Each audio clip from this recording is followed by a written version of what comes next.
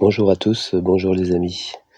Alors dans la dernière vidéo où j'ai eu pas mal de commentaires intéressants, j'ai répondu parfois un petit peu rapidement parce que c'est difficile dans un commentaire de développer. Mais par contre sur un certain nombre de points qui ont été soulevés, je pense que je reviendrai dans des vidéos futures pour répondre un peu plus largement. Après, je donne rarement des conseils pour une situation précise parce que il faut vraiment connaître, observer, voir les choses quoi.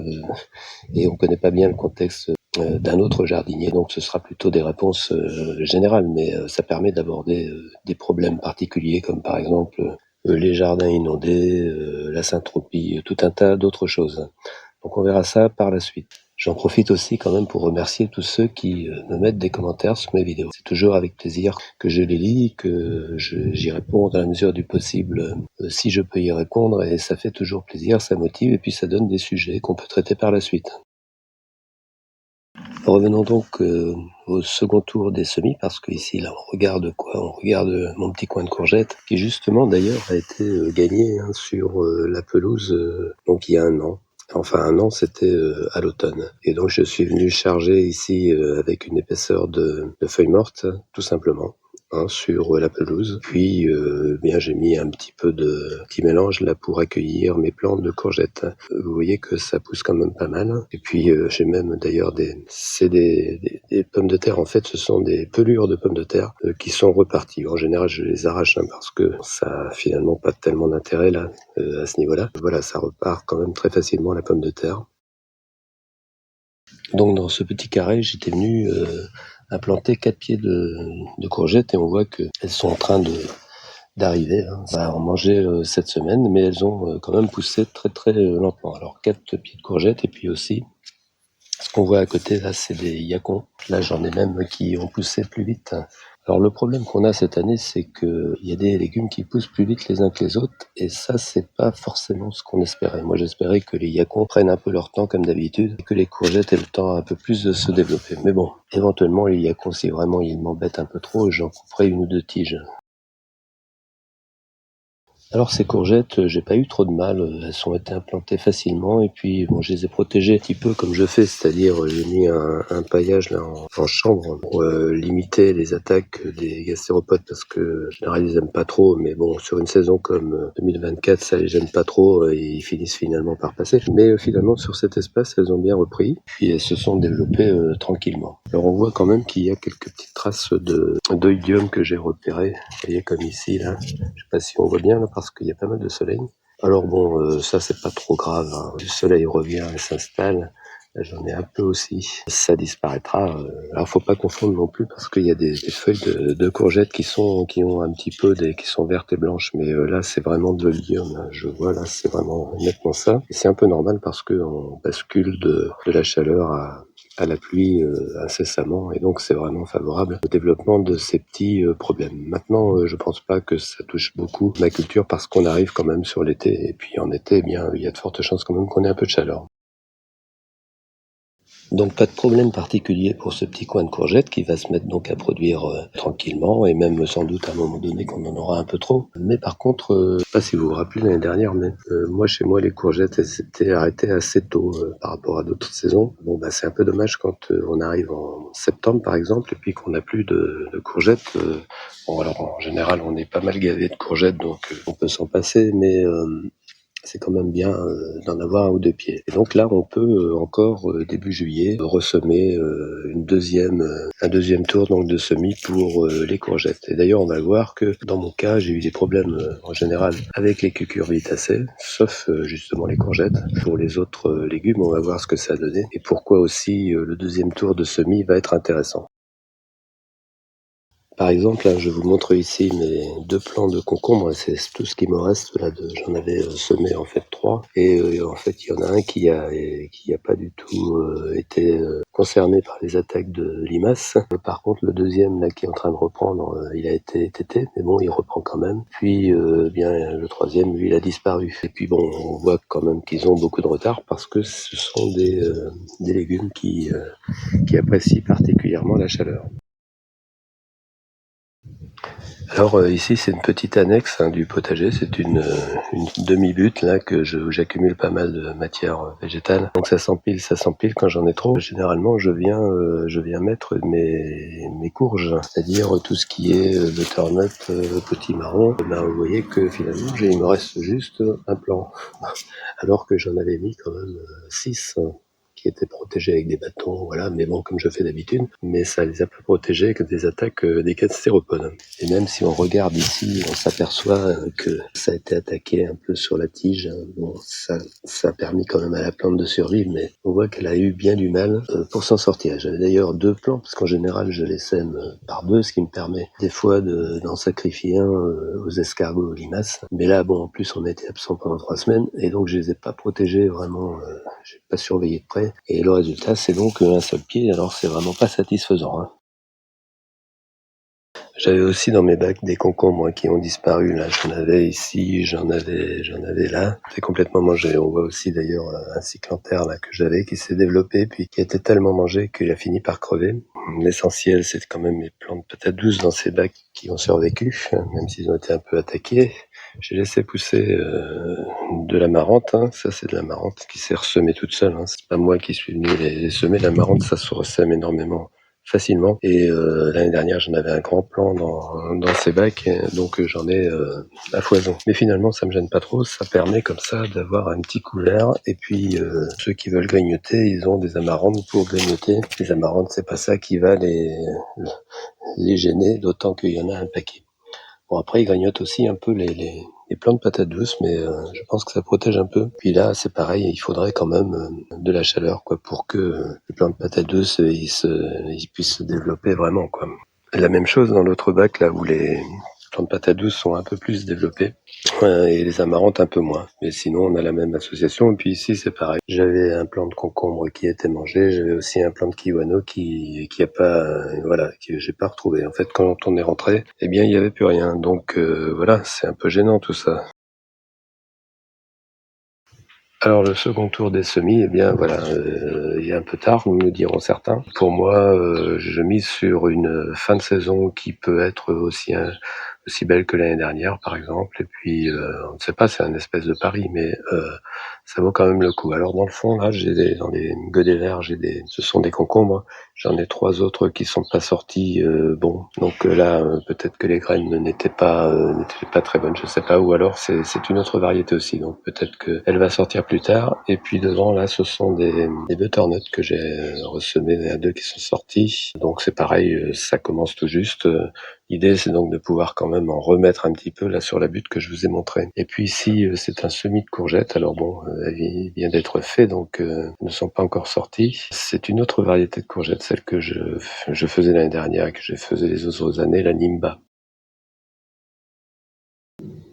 En dessous, on voit qu'on récupère quand même beaucoup de rouleaux. Alors j'ai une abonnée qui m'a indiqué qu'on pouvait faire avec un rouleau comme ça avec du papier autour. On pouvait également faire d'autres. Voilà, et pour ceux qui sont au bout du rouleau, en quelque sorte, une solution serait donc de les remplacer par quelque chose d'assez approchant. En tout cas, moi, ce que j'apprécie dans ces cartons, c'est qu'ils gardent quand même l'humidité. Et là, ce qu'on voit, en fait, c'est 2 séries de carottes. Hein. Là, c'est la première série que j'avais semée avant notre second départ. Donc, elles ont 10 jours d'écart avec celles qui sont levées derrière. Donc ça, je viendrai implanter ça au potager bien d'ici courant juillet.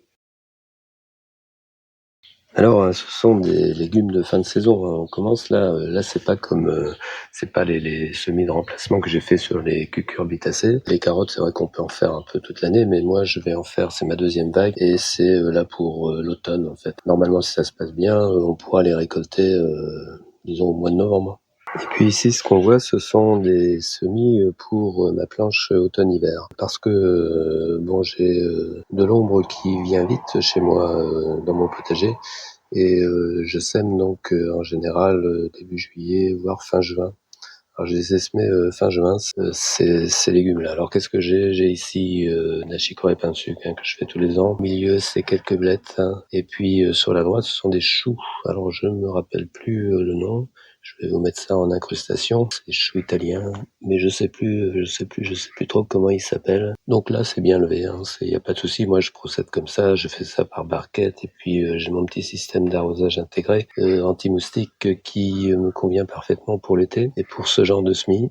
Et puis derrière, en fait, j'ai fait un semis d'endives qui traîne à lever quand même. Il y en a quelques-unes qui commencent, alors peut-être que ça va être bon dans quelques jours. Ce sont des endives Zoom. Alors, j'en avais semé en semis direct sur ma planche primeur. Puis quand on est rentré, il y avait rien qui avait levé. Alors je sais pas si elles ont levé et qu'elles ont été mangées. Je croirais plutôt que c'est parce que il y a un manque de chaleur assez important cette année. Et les endives, quand même, elles aiment bien.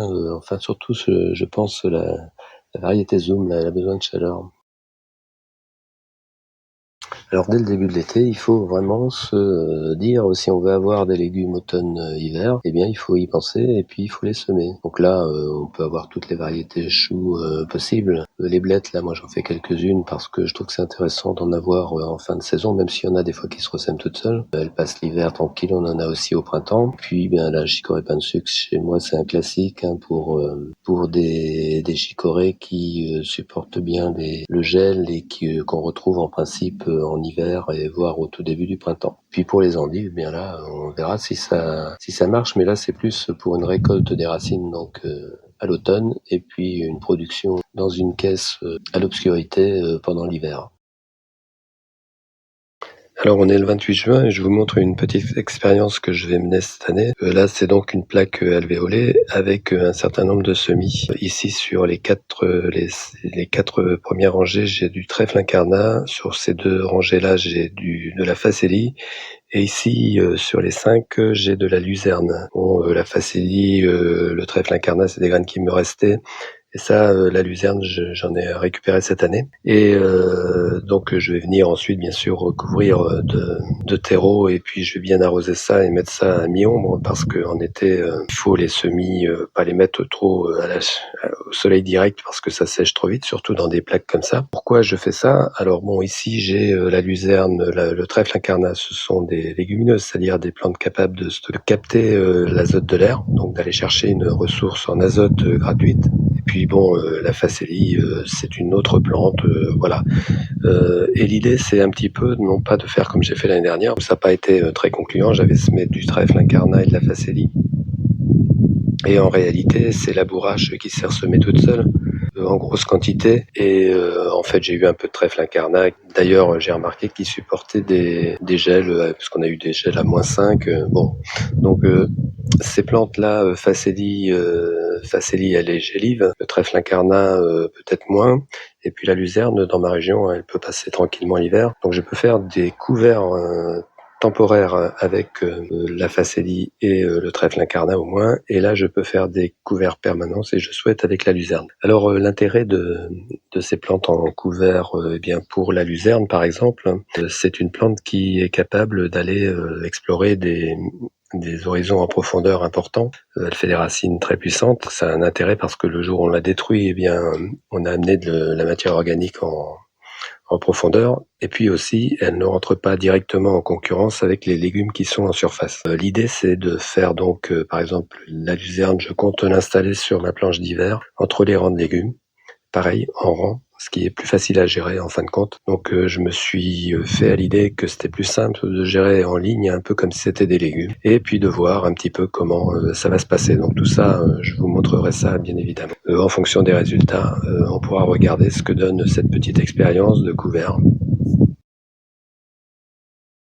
Alors, je reprends là par rapport à ce semis où je vous ai montré comment j'ai fait. Donc, j'ai sur la gauche là du trèfle incarnat. On voit que ça commence à lever. Il va falloir que je rarrose un peu là. Et puis j'ai aussi la luzerne là qui est en train de lever. Ça lève très vite en fait en quelques jours. Et bon, la facélie pour l'instant, il y a rien. Mais bon, je sais plus quand est-ce que j'ai semé ça, mais ça a été quand même très rapide. Donc on va pouvoir faire cette petite expérience cette année avec des couverts végétaux en ligne entre les légumes. Et en particulier, je le ferai sur ma planche d'hiver, là, justement, entre les choux et les chicorées pain de sucre.